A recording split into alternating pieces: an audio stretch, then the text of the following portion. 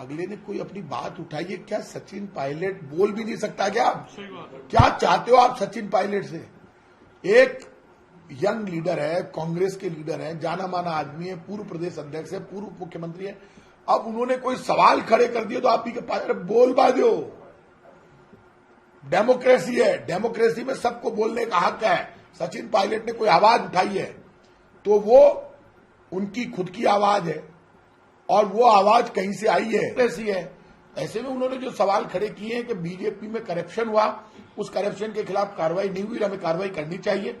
मैं इतना कह सकता हूं कि करप्शन के इश्यू पर राहुल गांधी लड़ रहा है और इस करप्शन के इश्यू पर मैं इतना कह सकता हूं, जैसे अडानी के घोटाले पर हम सब खड़े हुए हैं और कह रहे हैं कि जेपीसी की मांग आज तक हम टिके हुए हैं, हम चाहे हमें जमीन आसमान एक करना पड़े, पूरी कांग्रेस का कार्यकर्ता अपना खून पसीना बहा देगा, लेकिन कांग्रेस की आवाज जो हमारे लीडर ने खड़ी की वो जिंदा रहेगी।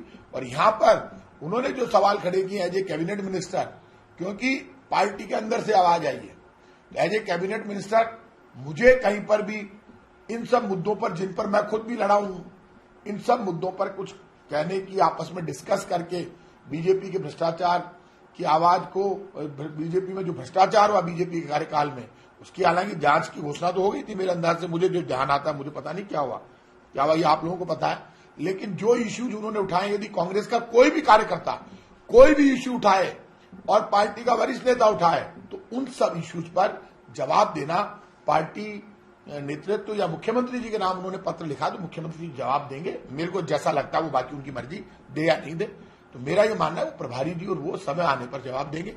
लेकिन जो पायलट साहब के साथ मेरे को मिले थे अभी सचिन पायलट जी वहां ब्लड डोनेशन कैंप में, तो सचिन पायलट एसेट है पार्टी की, यदि कोई सवाल उठा रहे हैं तो उनके सवालों का सम्मान होना चाहिए और उनको मुद्दे उठाने का हक है। पार्टी में कोई भी आदमी डेमोक्रेटिक पार्टी में अपनी आवाज उठा सकता है। और इशू करप्शन है, करप्शन के इशू पर, बीजेपी के करप्शन के इशू पर कहीं भी मुझे भी लड़ना पड़े तो मैं तैयार बैठा हूं, कोई दिक्कत नहीं।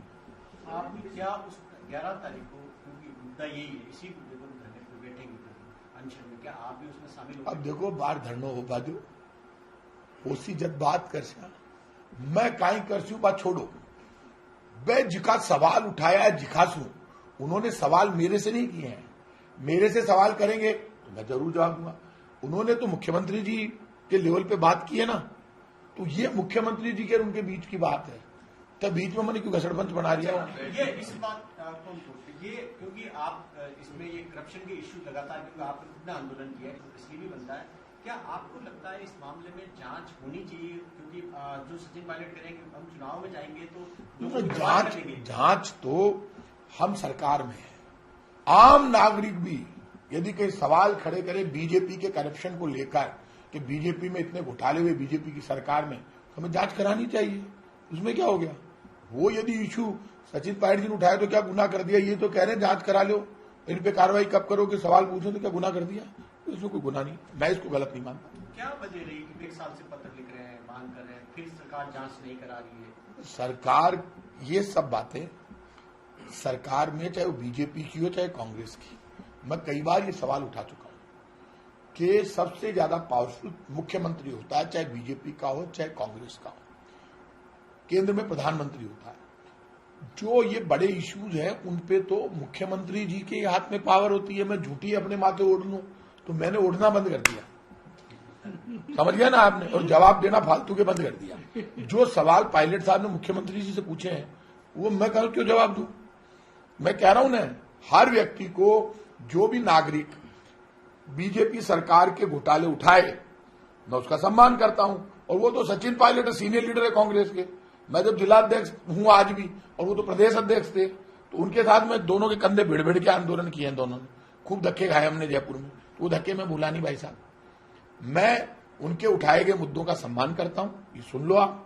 लेकिन उन्होंने सवाल मुख्यमंत्री जी से किए हैं तो मुख्यमंत्री जी ने, मैं सरकार का प्रवक्ता जरूर हूं, मैं आपको जवाब दे रहा हूं बड़े सम्मान से।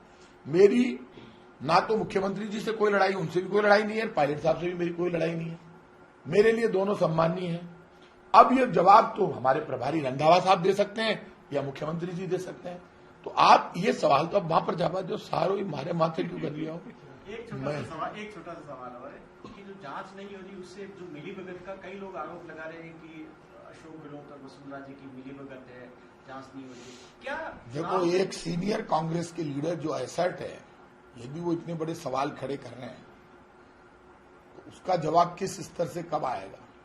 गंभीर सवाल है, और गंभीर सवालों का जवाब मेरे हाथ में यदि सब कुछ हो तो मैं सारा दे दूं। तो मेरे पास कार्रवाई करने का अधिकार ही नहीं हो। होम डिपार्टमेंट तो मुख्यमंत्री जी के पास है, मेरे पास तो है नहीं। तो मैं आपको ये सब जवाब दे दूं ये तो गलत बात है। तो जबान तो सीएमओ खोले या चीफ मिनिस्टर खोले, तो वो खोलेंगे मुख्यमंत्री जी, हमारे विधायक दल के नेता है। तो मैं तो खुल के कह रहा हूं ना, मेरे घर पे कोई प्रेस आती है तो आप जानते हैं इसमें मेरी मन खुला है, प्रेस का सम्मान आएगा, मैं उसको जवाब जरूर मैं जवाब से कभी नहीं भागता। आपसे जुड़ा हुआ सवाल पूछ रहे कि आप जब, क्योंकि विधानसभा चुनाव है 6 महीने बाद इलेक्शन के अंदर जाएंगे, तो यही सवाल आप उठाते रहे, अब जाएंगे तो आपको लगता है कि असहज स्थिति रहेगी कि जो मुद्दे आपने पिछली बार उठाए थे चुनाव में, इस बार भी जा रहे हैं आप, तो जवाब जनता मांगेगी आपसे? देखिए, मेरा मानना है कि एक बार ये जब क्या होता है कि बीच में जब ये सारे प्रकरण चले तो हमेशा बीच में खड़ा होकर, और मैंने बहुत कुछ काम सामने ढाल बनकर खड़ा हो गया। तो ढाल बनने में मेरे घाव वो तो भाई साहब बख्शो, मैं कुण का घाव बीच में खाऊं तो मेरी श्रद्धा भी तो होनी चाहिए ना। मैं जबरदस्ती परेशान हो रहा हूं, मेरा क्या लेना देना? आनी जानी कोई, मैं रोज कॉन्स्टिट्यूंसी में जा रहा हूं, चुनाव 40,000 से ज्यादा वोटों से जीतूंगा सिविल लाइन्स में, खूब काम कर रहा हूं, मैं मेरी कॉन्स्टिट्यूंसी में लगा हुआ हूं। और राजस्थान में जहां मुझे जिम्मेदारी होगी प्रचार करने की वो मैं करूंगा, प्रदेश में भी घूमूंगा, कांग्रेस को जिताऊंगा, ये मेरी गारंटी है। सचिन पायलट जी अभी मेरे से मिले थे, हम दोनों के रिश्ते आजकल बहुत अच्छे हैं। क्यों मां के पाछे पड़े हो? मेरे सचिन पायलट की कोई लड़ाई नहीं है। मैं जब जिलाध्यक्ष जयपुर का था, वो प्रदेश अध्यक्ष थे, तो दोनों की मिलकर हमने तो बहुत बड़ी लड़ाई लड़ी और राजस्थान में सरकार बनी। लड़ कौन रही हो? मैं तो लड़ रहा हूं ज्यादा आंदोलन कौन का? किसके थे सबसे ज्यादा आंदोलन? हमारे थे, जयपुर से उठे, गोरक्षा आंदोलन चलाया था, आप भूल गए हमने। सबसे पहले गोरक्षा रैली निकली जो गोविंद देव जी के मंदिर गई, उसके बाद प्राइम मिनिस्टर को बोलना पड़ा, इतना लंबा आंदोलन चला। इसलिए आप अभी ये डिरोर कोई 2-4 जने कुछ और लोगों को भी बोलने दो, बहुत बड़े बड़ा सूरमाए हिंद है, वो बोले भाई साहब मेरा मारो ये कोई सारो ठेके। अब यार देखो, अनशन कब है उनका ये मैं डिसाइड करूंगा। ये आप बताओ, मैं मंत्री हूं और वो अभी डिप्टी सीएम नहीं है। अब सरकार में मैं प्रभारी रंधावा साहब से बात करूंगा, मैं बात तो कर ही सकता हूं मेरे प्रभारी से, क्या मामला है क्या नहीं मुझे पता चले। और पायलट साहब अभी मुझे मिले थे, तुम्हारी बात से बात को नहीं हुई कि तो मुद्दों, अब ये मुद्दे तो अब टीवी पर आएंगे सारे, आप आए तो आपका सम्मान है। अभी मैं आपको नहीं बोलूंगा तो आप कहोगे प्रताप सिंह खाचरियावास भी अब गए हैं डर, सामने आने से पीछे हटे प्रताप सिंह खाचरियावास। ये प्रताप सिंह खाचरियावास से नहीं थी उम्मीद, लोगों में चर्चा क्यों डर रहे हैं प्रताप सिंह खाचरियावास। तो ये जो आप पट्टियां चलाते हो, मैं ना तो किसी से डरता हूं, मैं मौत से ही नहीं डरता। तो मैंने बता दी बात, ये जिनसे उन्होंने सवाल किए वो जवाब देंगे। मैं इस मामले में किसी का ठेका नहीं उठा कहा। मैं प्रभारी से जाने आने की नहीं पूछ रहा ना यार, अगले ने कोई अपनी बात उठाई है, क्या सचिन पायलट बोल भी नहीं सकता क्या? क्या चाहते हो आप सचिन पायलट से? एक यंग लीडर है, कांग्रेस के लीडर है, जाना माना आदमी है, पूर्व प्रदेश अध्यक्ष है, पूर्व मुख्यमंत्री है। अब उन्होंने कोई सवाल खड़े कर दिए तो आप ही के पास बोल पा दो। डेमोक्रेसी है, डेमोक्रेसी में सबको बोलने का हक है। सचिन पायलट ने कोई आवाज उठाई है तो वो उनकी खुद की आवाज है और वो आवाज कहीं से आई है, तो उस आवाज का जवाब देना हर सरकार, सबसे अच्छी सरकार। हम क्या बोल रहे हैं लोकसभा में? राहुल गांधी कह रहे हैं जेपीसी बनाओ और मुझे बोलने दो, यही तो कह रहे हैं, और सरकार जवाब दे। सरकार तो सुनी नहीं, लोकसभा में जवाब कहां से देगी? तो हम उस रास्ते पर हमें नहीं चलना है। हमें आवाज को सुनना भी है, समझना भी है और जवाब भी देना है। तो जवाब देने के लिए हमारी जिम्मेदारी, यदि मेरे से सचिन पायलट मेरे डिपार्टमेंट के कोई सवाल पूछेंगे, मैं घर जाके उनको बता के आऊंगा, मैं प्रेस में बताऊंगा, सबको बताऊंगा। मैं तो खुद करप्शन के लिए जान हाजिर है, करप्शन के खिलाफ हूं।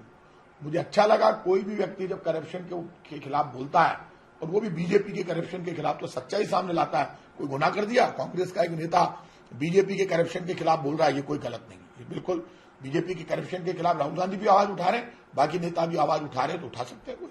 एक अंतिम सवाल पूछे, छोटा सा ज्यादा नहीं, ये कि अब ये जो यहाँ पर जो स्थिति बनी हुई है सचिन पायलट और अशोक गहलोत के बीच में, आपको क्या लगता है कि कांग्रेस पार्टी पर इसका कितना असर पड़ रहा है? इलेक्शन में आप जा रहे हैं, देखो एक बात सुन लेना आप, राजस्थान में माहौल कांग्रेस का है, हमारी योजनाएं, हमारा काम बोल रहा है,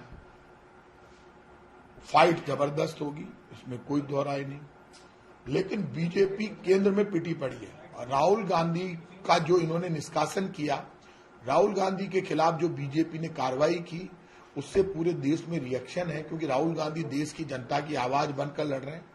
इसलिए केंद्र में बीजेपी की सरकार फेल हो रही है। महंगाई, गरीबी, बेरोजगारी के मुद्दे पर लोगों में रिएक्शन है। लोग सिलेंडर की महंगाई से, पेट्रोल डीजल की महंगाई से, खाने पीने की वस्तुओं की महंगाई से, केंद्र सरकार, बीजेपी की केंद्र सरकार ने जो सपने दिखाए वो सपने पूरे नहीं किए, उससे 15 लाख और अच्छे दिन का वादा पूरा नहीं होने से, नोटबंदी के बाद स्थिति नहीं सुधरने से बीजेपी का ग्लैमर खत्म हुआ है। बीजेपी दंगे को हथियार बनाकर राजस्थान का चुनाव जीतना चाहती है। बीजेपी दंगा नहीं करवा पाएगी। राजस्थान में हमारा काम अच्छा, और देश में जो लोकसभा को रोका है बीजेपी ने और राहुल गांधी को निष्कासित किया है, उससे लोगों को लगने लगा है कि लोकतंत्र खतरे में है।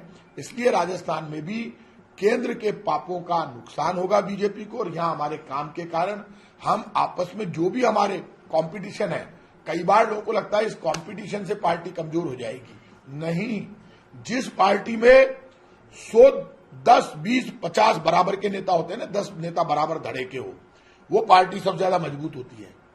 किसी भी पार्टी में ये गलतफहमी किसी एक लीडर को नहीं होनी चाहिए कि मेरे अकेले से ही मैं जिता लाऊंगा। क्यों? ऐसा कभी हुआ है? कांग्रेस जब भी जीती है, 20-30 बड़े लीडर्स जो अलग अलग डिस्ट्रिक्ट में नेता थे, खड़े होकर जिता के लाए। आप पुराने रिजल्ट उठाकर देख लो। इसलिए कांग्रेस हो या बीजेपी हो, अब अपन चाहें कि किसी एक नेता से हो जाए, सामूहिक नेतृत्व मजबूत होगा, और हमारा सामूहिक नेतृत्व मजबूत है, और कांग्रेस पार्टी राहुल गांधी के नेतृत्व में, खड़गे साहब के नेतृत्व में जीत कराएगी। बाड़मेर और जैसे राठौर ने कहा है कि कांग्रेस वहां पे अल्पसंख्यक और बहुसंख्यक की बात कर रही है, उसको रेप पीड़िता से कोई हमदर्दी नहीं, उन्हें ध्रुवीकरण करना। एक बात सुन लेना, ये जो जितने भी बीजेपी के नेता है, ये केंद्र की बीजेपी के सरकार के एक भी काम को, एक भी उपलब्धि को नहीं बताते। केंद्र की सरकार के बारे में बोलते नहीं है। खुद का कोई काम राजस्थान का एक भी एमपी बताता नहीं है। राजस्थान को क्या दिया ये बोलते नहीं है। अब ये कहीं घटना हो जाती है, अपराध हो जाता है, तो उसको हिंदू मुसलमान का रंग देकर दंगा फैलाने की कोशिश करते हैं। रामनवमी को बीजेपी ने पूरी कोशिश की, बीजेपी कार्यालय में मीटिंग हुई, उसमें तय हुआ, कार्यकर्ताओं से कहा गया कि तुम जगह जगह दंगे फैलाओ और कैसे भी परमिशन ले लो और दंगे फैलाओ। तो कार्यकर्ताओं ने कहा रामनवमी और हनुमान जयंती को हम दंगा नहीं फैलाएंगे। बीजेपी के कार्यकर्ताओं ने कहा बड़े नेताओं को, क्यों? बोले साहब केस हमारे ऊपर लगता है, आप तो जाते नहीं। एक भी जगह दंगा नहीं हुआ। जब दंगा नहीं हुआ तो आप मुझे ये बताओ बीजेपी अब क्या करे? बीजेपी काम के आधार पर तो जीत नहीं सकती, तो बीजेपी यही पॉलिटिक्स करेगी, हिंदू मुसलमान सिख ईसाई झगड़े फसाद। बीजेपी खुद का काम बता दे, कांग्रेस की कमियां निकालने के बजाय, कांग्रेस की तो अच्छाई है, तो बीजेपी तो खुद ही फेल हो गई। जहां की दुकान खुद की फेल है, मां की दुकान में कुछ सामान ढूंढ रहा है।